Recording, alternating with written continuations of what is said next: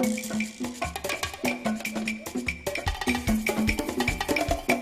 the next episode of World in America, we'll visit the Brazilian Americans. We'll get a taste of their delicious and wholesome cuisine, dance to their age-old capoeira moves, meet their multi-talented and hardworking families, and observe strong family ties. All coming up on the next World in America.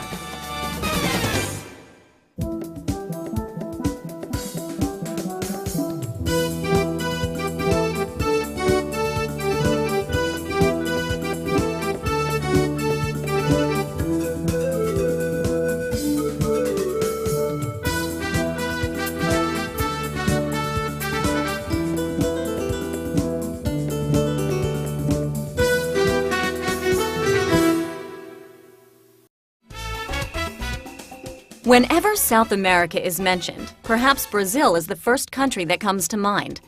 Brazil is not only the largest, but also the most populated country in South America, boasting a population close to 200 million. Housing a third of all the world's tropical forests, it is one of the greenest countries with both natural and historical beauties. But Brazil's real forte is the diversity of its peoples. This history of who the Brazilians are started with the arrival of the Portuguese in the year 1500 after they crossed the South Atlantic to reach the land that they initially thought was an island. And then, of course, in that encounter, they met the indigenous people of South America, the ones that were inhabiting the land that they later called Brazil. And after that, we had another element, which was the contribution by the slaves brought mainly from West Africa.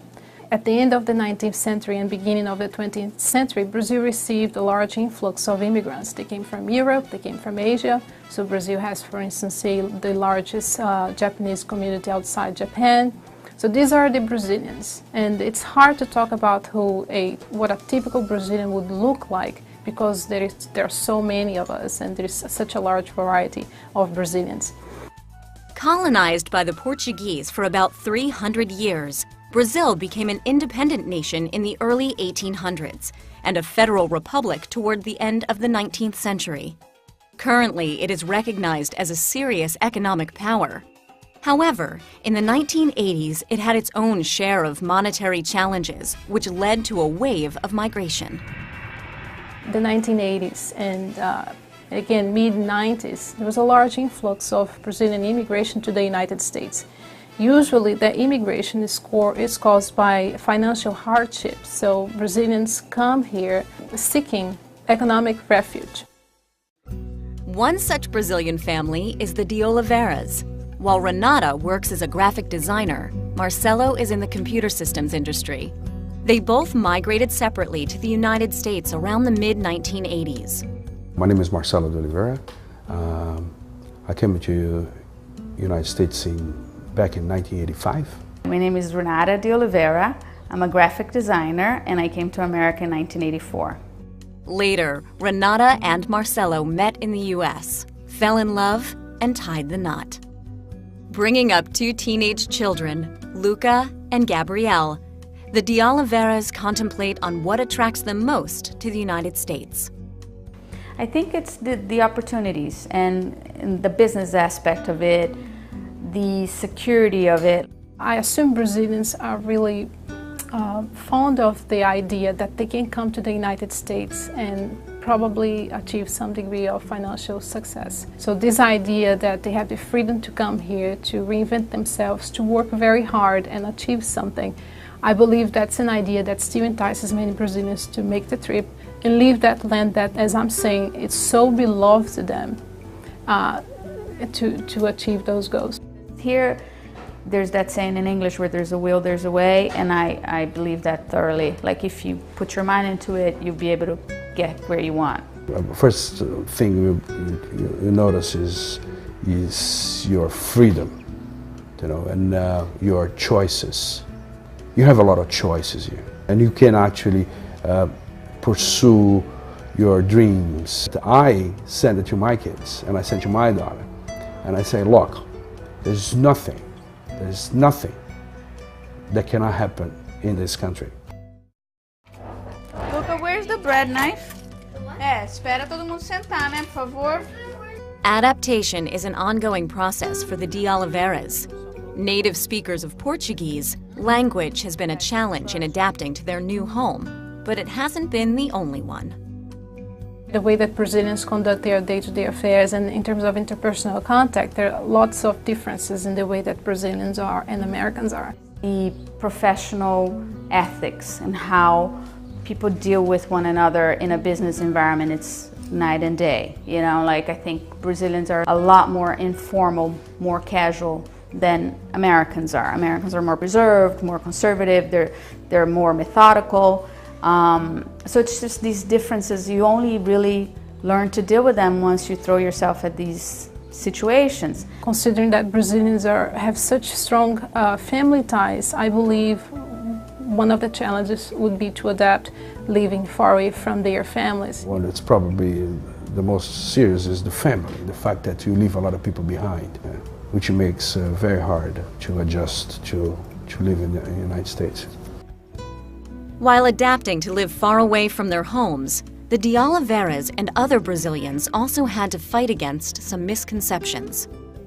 When I came in '84, people still thought that Brazil was all in jungle and that people were all dark, and like there was no awareness of what Brazil was all about. Most Brazilians would probably like to be known not necessarily as people who just enjoy fun, which is maybe one of the first labels that comes to mind when people talk about Brazil, but they would probably also like to be known as people who are hardworking and disciplined and they know what they want. If you go to Brazil and you look in the streets, the cars running in the streets are probably made in Brazil. In the United States, if you take in a domestic flight, it's very possible that you're flying in a Brazilian aircraft. Every culture stands on certain essential values, and for the Brazilians, the very first one of these is strong family ties. Brazilians are more family-oriented, they're more paternalistic. I think like we really, we wouldn't put, never, that's considered like a crime in our culture to put the elderly in a nursing home, for instance. We see it as offensive that you would even think that I would think of putting my mother or my mother-in-law, you know, in an apartment to live by herself. Of course we're going to take care of her. Brazil is a much more touching people.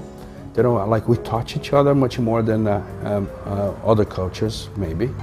You know, maybe because of the weather, because you know there's less space between people in Brazil.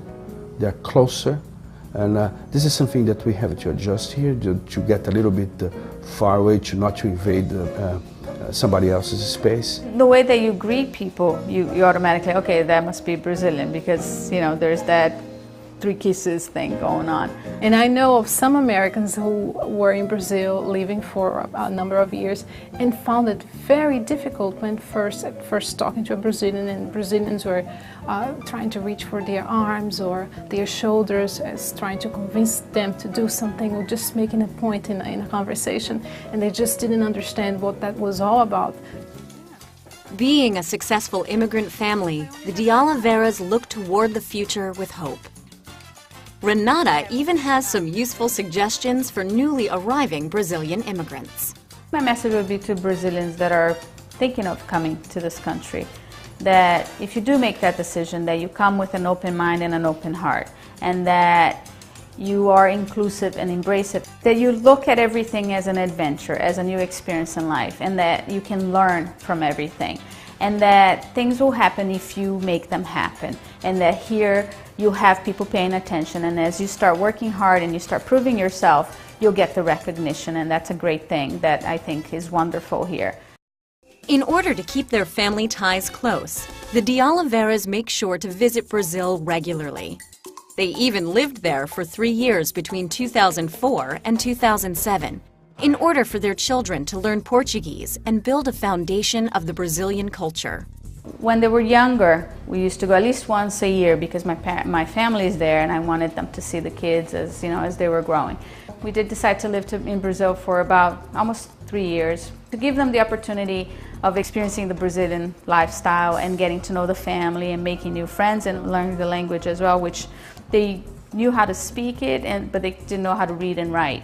we try to go at least once every 2 years, and when we are there, it's all about family. You know, it's all about meeting, spending time with uncles and aunts and grandparents. I like traveling, so I've been to Brazil and I've been here. I've been to schools here and there. So I have friends everywhere, like in Brazil and in America, that I can visit like over the summer and stuff. So I don't think it's any different. I think it's special.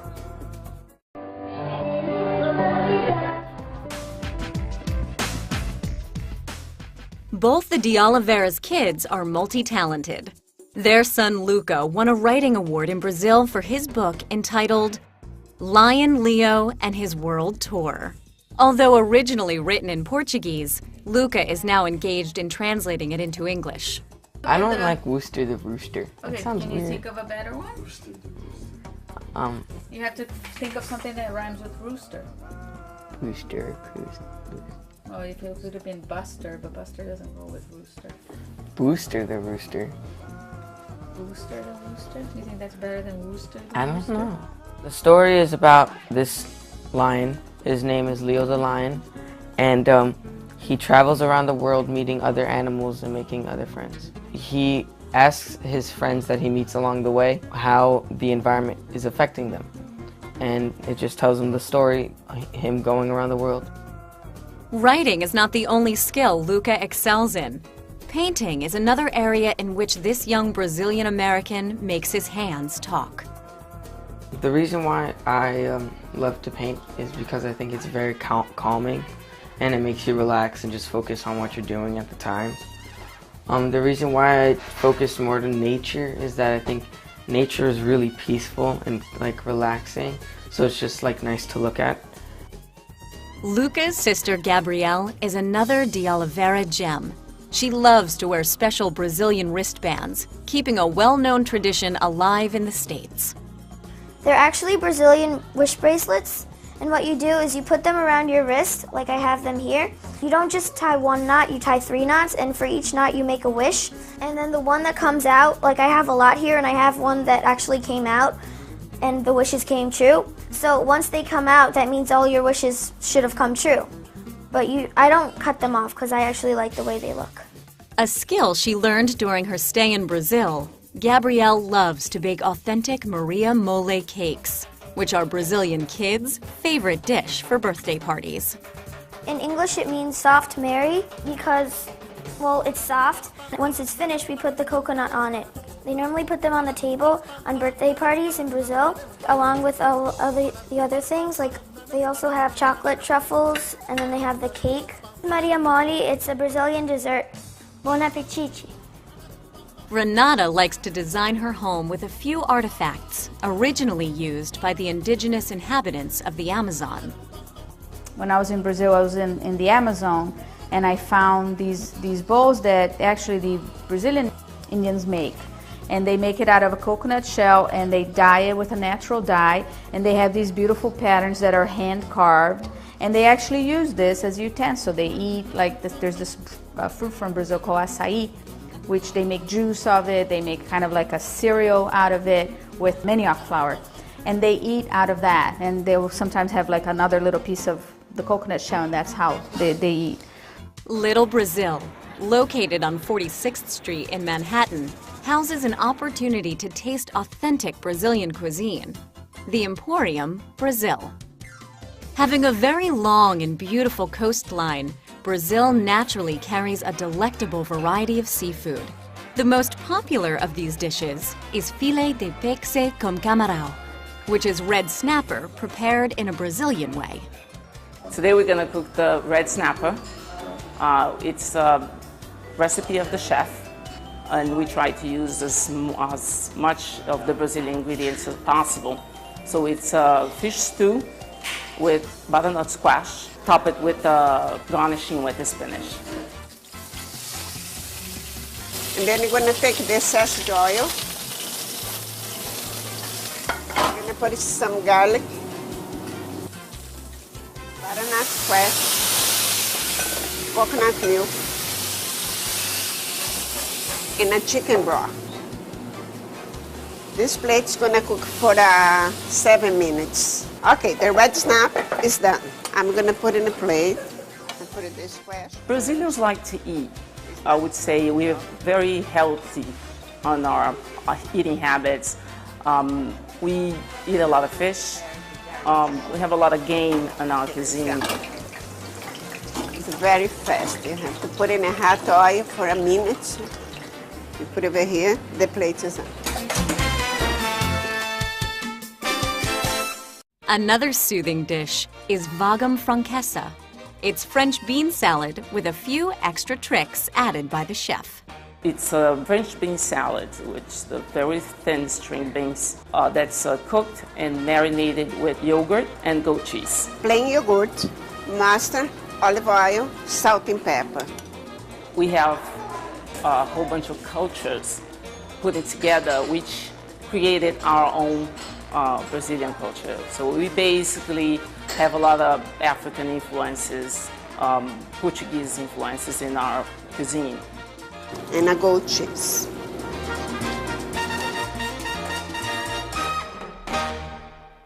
Frango bossa nova takes its name from the popular Brazilian music form bossa nova. Having your chicken prepared this way is almost like music to your stomach. So it's a chicken bossa nova, pieces of chicken fried and sauteed with a garlic lemon sauce, and we serve that usually with the white rice. In Brazil, we use a lot of the palm tree oil, which is a flavored oil. It's used on all the stews and the fishes and chickens, and we create a lot of dishes with that because it's very flavor, and that's extremely unique Brazilian. Cook for a few minutes, like 2 minutes.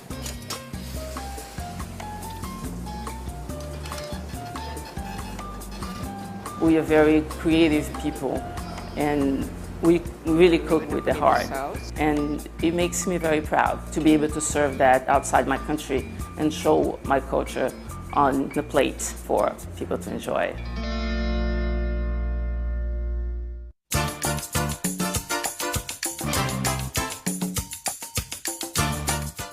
So this is the Tastes of Brazil that we cook for you today. So come and join us. It'll be a pleasure to serve you. Bon appetit.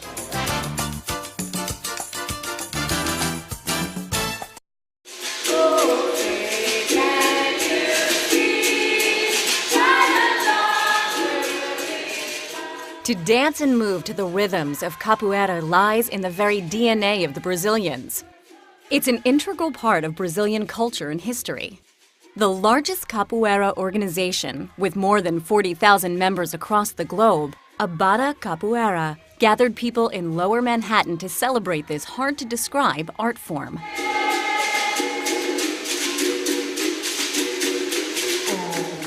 Capoeira is a Brazilian martial art. It came from Africa, developed in Brazil, a city called Bahia. I think today capoeira is the biggest icon of Brazil in the world. If you talk capoeira, you have all world playing, everybody knows what it is. It's a mark of Brazil. You think capoeira, you think Brazil. You're talking about Brazil, you're talking about capoeira. It's a way of life. I thought capoeira taught me how to respect different people, respect my own limitations. It's art, it's dance, it's fight, it's game, it's a lifestyle, it's therapy, can be all that.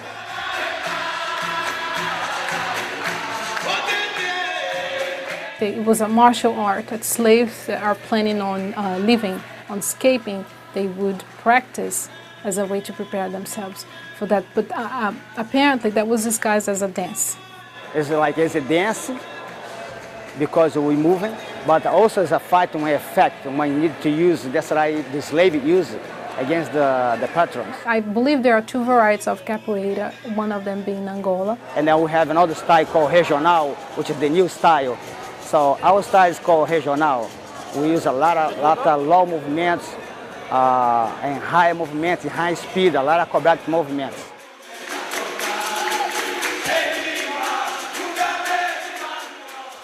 In the United States, you see not as many kids playing, although it's starting to grow.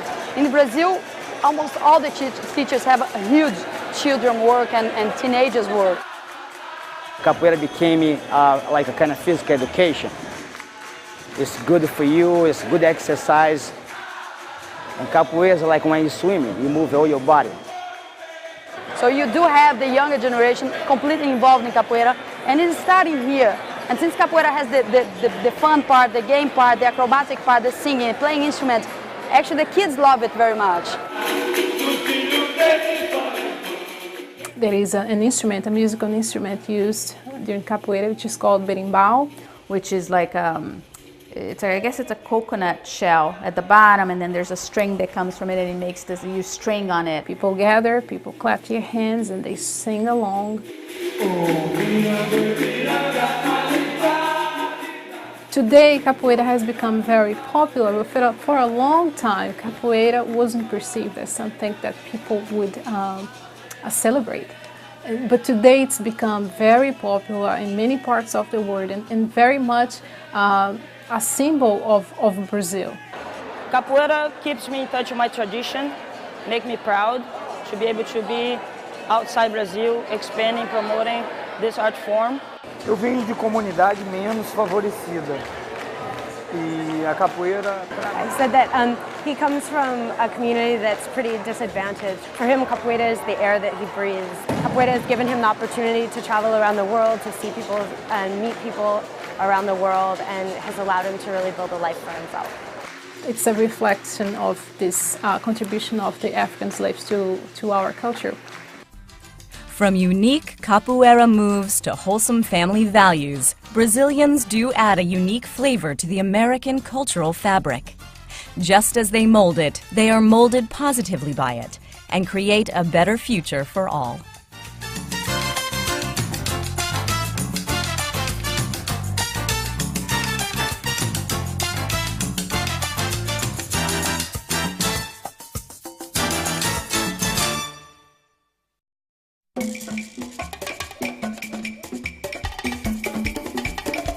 On the next episode of World in America, we'll visit the Brazilian Americans. We'll get a taste of their delicious and wholesome cuisine, dance to their age-old capoeira moves, meet their multi-talented and hardworking families, and observe strong family ties. All coming up on the next World in America.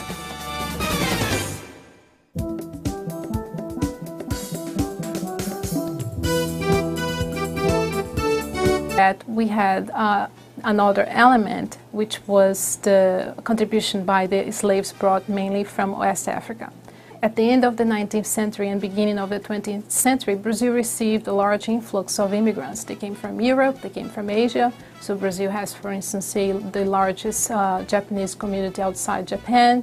So these are the Brazilians. And it's hard to talk about what a typical Brazilian would look like, because there are so many of us and there is such a large variety of Brazilians.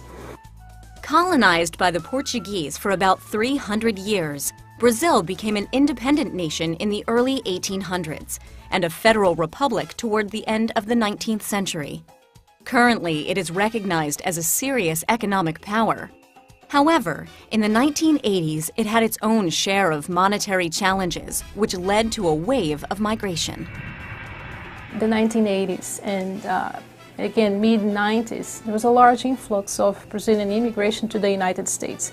Usually the immigration is caused by financial hardship, so Brazilians come here seeking economic refuge.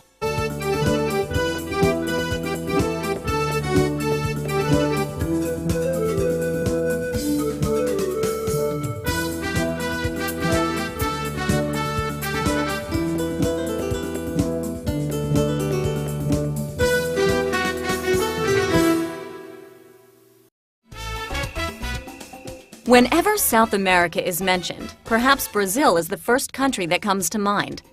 Brazil is not only the largest, but also the most populated country in South America, boasting a population close to 200 million. Housing a third of all the world's tropical forests, it is one of the greenest countries with both natural and historical beauties. But Brazil's real forte is the diversity of its peoples.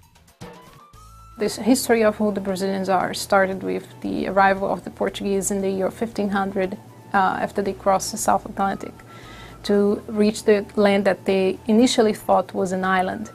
And then, of course, in that encounter, they met the indigenous people of South America, the ones that were inhabiting the land that they later called Brazil.